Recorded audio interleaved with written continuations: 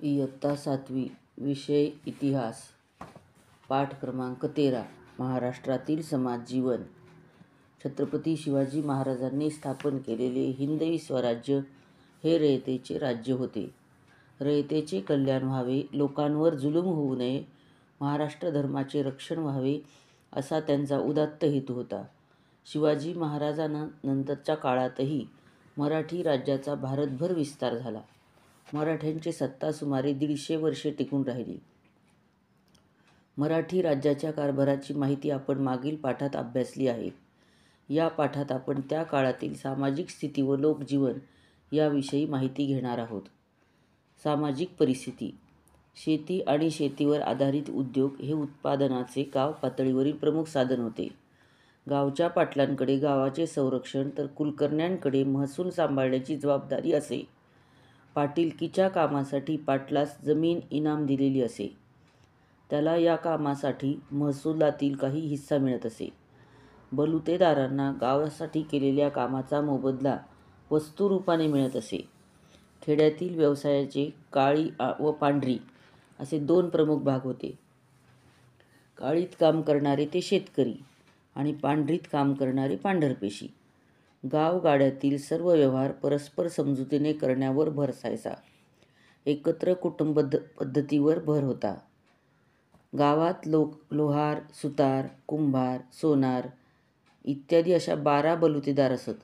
हे बलुतेदार गावकीची कामं करत असत, म्हणजे त्यांच्या त्यांच्या जातीनुसार त्यांचे व्यवसाय चालत असत. त्या काळात चालीरीती कशा प्रकारच्या होत्या? या काळात बालविवाहाची पद्धत रूढ होती. बहुपतित्वाची प्रथा होती. विधवांनी पुनर्विवाह केल्याची उदाहरणे आहेत. मानवी देहावर अंतिम संस्कार करण्याच्या दहन, दफन आणि विसर्जन पद्धती होत्या. छोट्या मोठ्या गोष्टींसाठी किंवा लढाईसाठी मुहूर्त पाहिला जायचा. स्वप्न, शकुन यावर लोकांचा विश्वास होता. देव आणि ग्रह यांचा कोप होऊ नये म्हणून अनुष्ठाने केली जायची. त्यासाठी दानधर्म केला जात असे. ज्योतिषावर लोकांचा विश्वास होता. शास्त्रीय दृष्टीचा अभाव आणि औषधोपचारापेक्षा नवसाला प्राधान्य त्या काळात दिले जात होते. राहणीमान. बहुसंख्य लोक खेड्यात राहत होते. खेडी स्वयंपूर्ण असत. केवळ मीठ त्यांना इतर ठिकाणाहून मागवून घ्यावे लागत असे. शेतकऱ्यांच्या गरजा मर्यादित होत्या. शेतकरी ज्वारी, बाजरी, गहू, नाचणी, मका, तांदूळ इत्यादी धान्य पिकवत होते. रोजच्या जेवणात भाकरी, कांदा, चटणी आणि कोरड्या यांचा समावेश असे. आपल्या व्यवहारात ते वस्तुविनिमय पद्धतीने करत असत. गावातील घरे साधी माती, विटांची असत. शहरातील 1 मजली वा दुमजली वाडे असायचे. श्रीमंतांच्या जेवणात भात, वरण, पोळ्या, भाज्या, कोशिंबिरी, दही, दुधाचे पदार्थ असत. धोतर, कुडते, अंगरखा, मुंडासे असा पुरुषांचा पोशाख तर लुगडी, चोळी असा स्त्रियांचा पोशाख असे. सण समारंभ. गुढीपाडवा, नागपंचमी, बैलपोळा, दसरा, दिवाळी, मकर संक्रांत, होळी, ईद असे सण उत्सव लोक साजरे करत असत. पेशव्यांच्या काळात गणेशोत्सव मोठ्या प्रमाणात साजरा केला जायचा. तो घरगुती स्वरूपात व्हायचा. पेशवे स्वतः गणेश भक्त असल्याने त्याला महत्त्व आले होते. प्रतिवर्षी भाद्रपद चतुर्थी ते अनंत चतुर्दशीपर्यंत हा उत्सव चालत असे. दसरा हा 3.5 मुहूर्तांपैकी एक असल्याने तेव्हापासून शुभकार्याची सुरुवात लोक करायचे. या दिवशी शस्त्रास्त्रांची पूजा करत, सीमोल्लंघन करत, एकमेकांना आपट्याची पाने देत दसऱ्यानंतर मराठी मोहिमेवर निघत असत. दिवाळीत बलिप्रतिपदा आणि भाऊबीज विशेष करून साजरी केली जायची. खेड्यापाड्यात जत्रा भरायच्या. जत्रेच्या वेळी कुस्त्यांचे फड भरत असत. गुढीपाडवा या दिवशी गुढी उभारून हा सण साजरा करायचे. उत्सवाच्या वेळी नाचगाणी, डफावरची गाणी, तमाशा इत्यादी मनोरंजनाचे कार्यक्रम व्हायचे. त्यातला तमाशा हा करमणूक प्रकार लोकप्रिय होता.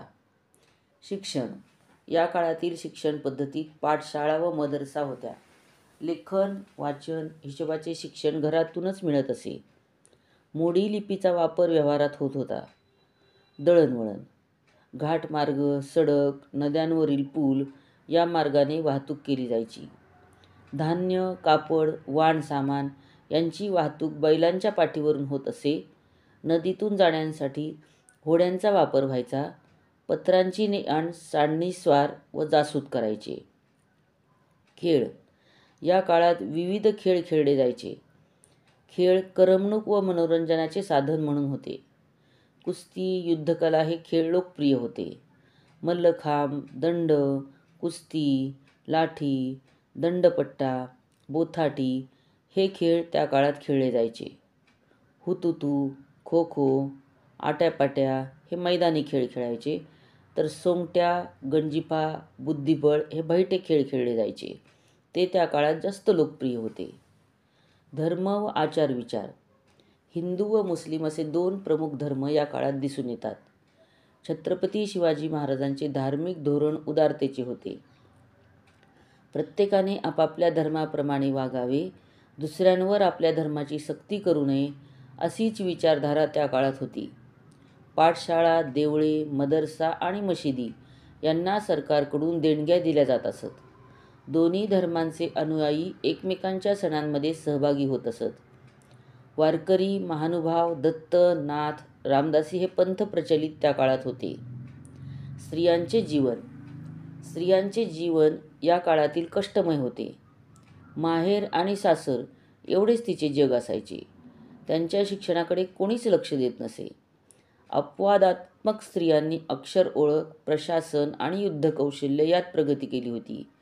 त्यामध्ये वीर माता जिजाबाई, येसूबाई, महाराणी ताराबाई, उमाबाई दाभाडे, गोपिकाबाई, पुण्यश्लोक अहिल्याबाई या स्त्रियांचा समावेश होता. बालविवाह, विषमविवाह, वैधव्य, केशवपण, सती, बहुपतित्व या प्रथांनी स्त्रियांचे जीवन जखडून टाकले होते. एकंदरीत त्यांचे जगणे अत्यंत प्रतिकूल असे. इसवी सन 1630 ते 1810 या 2.25 वर्षांच्या कालखंडाला सामान्यपणे मराठेशाही म्हणतात. या कालखंडातील कला स्थापत्याचा कसा नमुना होता ते आता आपण बघूया. शिल्पकला. शिवकाळात कसबा गणपती मंदिर जीर्णोद्धार, लाल महाल उभारणी, राजगड व रायगडावरील बांधकामे, जलदुर्ग उभारणी या प्रकारचे स्थापत्य उभारणीचे उल्लेख त्या काळात आपल्याला बघायला मिळतात. हिरोजी इंदुलकर हा त्या काळातील प्रसिद्ध स्थापत्य विशारद होता. गाव वसवताना शक्यतो काटकोनातील रस्ते, कडेला दगडी बांधकाम, नदीपात्राच्या कडेला घाट अशी त्या काळातील रचना असत. पेशवे काळात अहमदनगर, विजापूरसारखी पिण्याच्या पाण्याची व्यवस्था पुणे शहरात करण्यात आली होती. पेशव्यांनी भूमिगत नळ, छोटी छोटी धरणे, बाग बगीचे, हौद, कारंजी उभारली होती. पुणे शहराच्या जवळील हडपसर भागातील दिवे घाटातील मस्तानी तलाव हा त्या काळातील स्थापत्याच्या दृष्टीने अतिशय महत्त्वाचा आहे. पुण्यातील शनिवार वाडा, विश्रामबाग वाडा, नाशिकचा सरकार वाडा, कोपरगावचा रघुनाथ पेशव्यांचा वाडा, सातारकर छत्रपतींचे वाडे याशिवाय वाई, मेणवली, टोके, श्रीगोंदे, पंढरपूर येथील जुने वाडे मध्ययुगीन वाडा संस्कृतीची चिन्हे आपल्याला बघायला मिळतात. वाड्यांच्या बांधकामात कच्च्या व पक्क्या विटा वापरल्या जायच्या. लाकडी खांब, तुळ्या, पाट, घडीव दगड, कमानी, उत्तम घोटलेला चुना, नळीच्या कौलांचे छप्पर, चिखल, बांबू यांचा वापर बांधकामामध्ये केला जायचा. वाड्यांच्या सजावटीसाठी चित्रकाम, रंगकाम, काष्ठशिल्प, आरसे यांचा वापर केला जायचा. मंदिरे. शिवकाळातील मंदिरे यादवकालीन हेमाडपंथी पद्धतीची होती. कोल्हापूरच्या अंबाबाई मंदिराचे शिखर, ज्योतिबाच्या डोंगरावरील मंदिरे, शिखर शिंगणापूरचा शंभू महादेव, वेरूळच्या घृष्णेश्वराचे मंदिर ही शिल्पशास्त्राची उत्तम उदाहरणे आपल्याला बघायला मिळतात. प्रतापगडावर भवानी देवीचे व गोव्याला सप्तकोटेश्वराचे मंदिर शिवाजी महाराजांनी बांधलेले होते. पेशवे काळात नाशिकचे काळाराम मंदिर, त्र्यंबकेश्वराचे शिवमंदिर, गोदावरी, प्रवरा या नद्यांच्या संगमावर असणाऱ्या कायगाव व डोके येथील शिवमंदिरे, नेवासे येथील मोहिनीराज मंदिर ही मंदिरे या काळात उभारली गेलेली होती. घाट. नदी किंवा संगमाच्या ठिकाणी घडीव दगडी गाठ मराठेशाहीचे एक वैशिष्ट्य होते. या काळातील सर्वात प्रेक्षणीय घाट म्हणून गोदावरी व प्रवरा नदी यांच्या संगमावरील प्रवरा संगम, टोके येथील संगम असे बघायला मिळतात. पक्क्या बांधणीच्या पायऱ्यांच्या ओळीत ठराविक अंतरावर एक पायरी पुढे काढलेली असे. त्यामुळे सगळ्या घाटांचेच रूप खुलून जात असे. पाण्याच्या प्रवाहाने घाट निखळू नये म्हणून ठराविक अंतरावर भक्कम बुरुज बांधले जायचे. चित्रकला. पेशवाईच्या काळात शनिवार वाड्याच्या भिंतीवरील चित्रे ही महत्त्वाची होती. या काळात राघो, तानाजी, अनुपमराव, शिवराम, माणकोजी हे महत्त्वाचे चित्रकार त्या काळामध्ये होऊन गेलेले होते. सवाई माधवराव पेशव्यांच्या काळात गंगाराम तांबट हा प्रख्यात चित्रकार होता. पेशव्यांनी चित्रकलेला उत्तम उत्तेजन दिलेले होते. पेशवे काळात पुणे, सातारा, मेणवली, नाशिक, चांदवड आणि निपाणी या भागातील वाड्यांमध्ये भिंतीवर चित्रे काढलेली होती. पांडेश्वर, मोरगाव, पाल, बेनवडी, पुण्याजवळील पाषाण या ठिकाणच्या मंदिरावर भिंतीवर चित्रे होती.